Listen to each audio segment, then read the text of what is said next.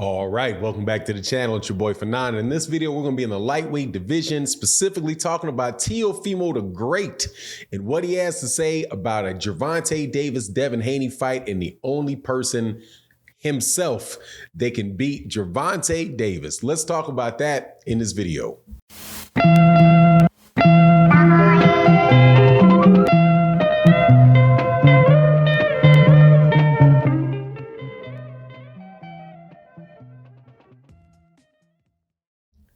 All right, welcome back to the channel. It's your boy Fanon. In this video, we're going to be in the lightweight division. Excellent division in boxing right now. Some of the best fighters in the world there. We just had Devin Haney win the undisputed title at the division by beating George Kambosos. You have Gervonta Tank Davis in the division, who is one of the most electric fighters in boxing.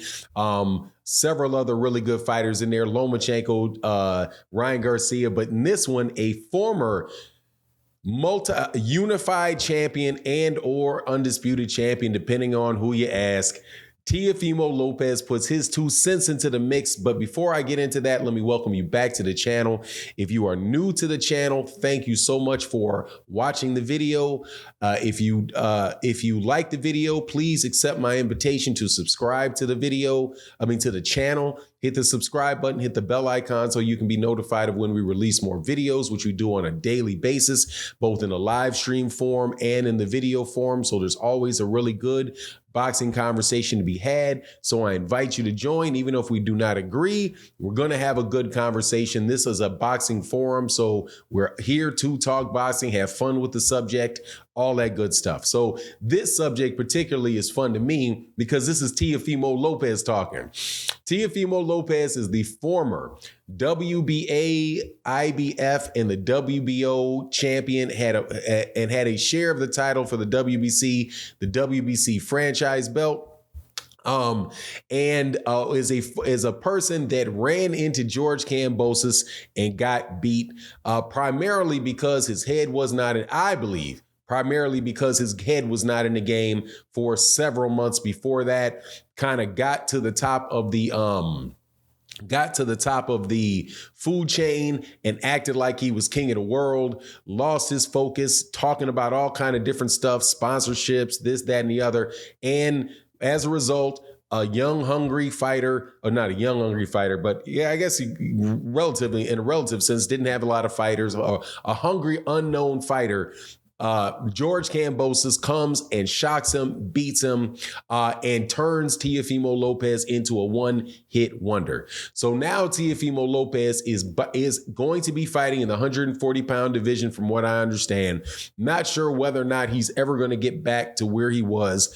It may be a combination of him both not really, focusing and getting his ego out of sorts, and who knows, man, he may just not be that good a fighter. We'll be finding out soon. However, that's not what he thinks. He thinks that he can actually stay down at 135, or at least he's talking like he can stay at 135 pounds, and says that he is the only one in that division that can beat Gervonta Tank Davis. And of course, if that is true, that would include the fighter who's now the undisputed champion of the world in that division, and that is Devin the Dream Haney.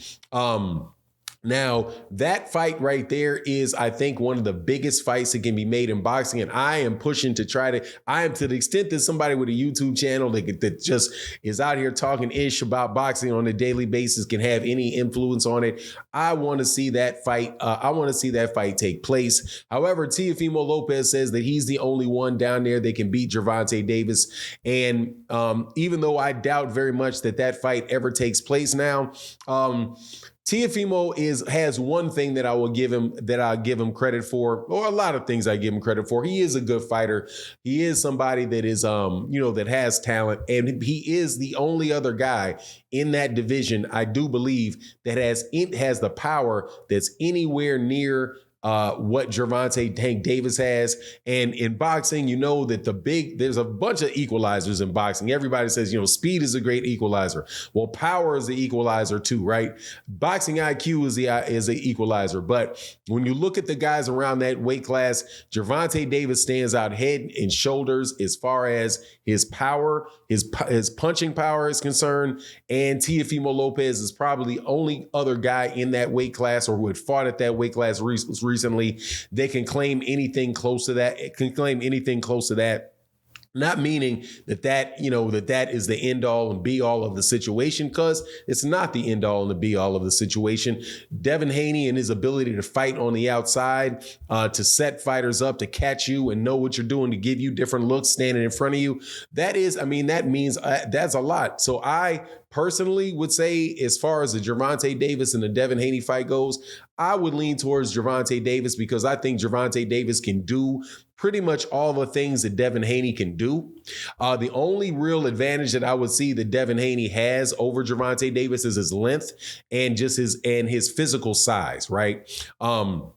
I don't think that I think it will be more difficult for Gervonta to get around his length. However, because those guys are in a southpaw stance, that is easier for Gervonta to neutralize the jab of a orthodox fighter than it is for a orthodox person to jab over the top of or jab with the southpaw, right? So, as far as what Teofimo Lopez says about the two of them, like I said, I want to see the fight. I don't think that there is in that particular fight a clear front runner as far as who would win the fight. There's scenarios in where Gervonta Davis could beat Devin Haney clearly. Scenarios where he can do that, and that is where he lands a punch, right? Devin Haney is not somebody that goes through an entire fight without getting hit, right? And although he does, go long distances, long periods of times without getting touched, right? It remains to see whether or not he would be able to do that with somebody that has the same level of boxer that he is, right? Just by utilizing that height and reach, right? But can Teofimo Lopez do that with Gervonta? I am even less confident of that, because I would say that would fall into being a slightly, not slightly, but a more difficult fight of the version of the Rolly Romero fight. Teofimo Lopez, I just don't think has developed as a fighter since I started watching him a couple years ago, right? I think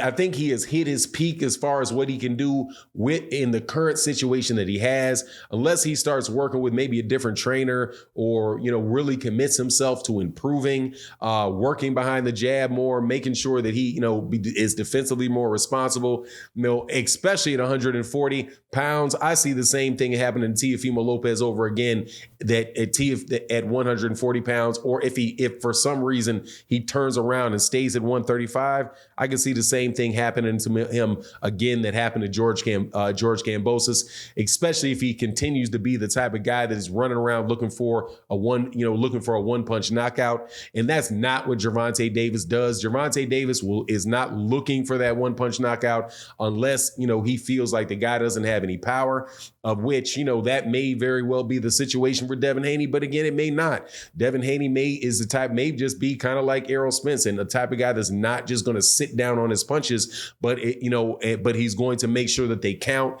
and he's going to fight his style, very safe style of game. But anyway, I think eventually, though, I don't think we'll see the Gervonta Davis Teofimo Lopez fight, but I do think that there's a chance we can see a Devin Haney Teofimo Lopez fight at 140. But anyway, that's my take on the matter. You let me know what you think in the comment section, and with that, I'm out.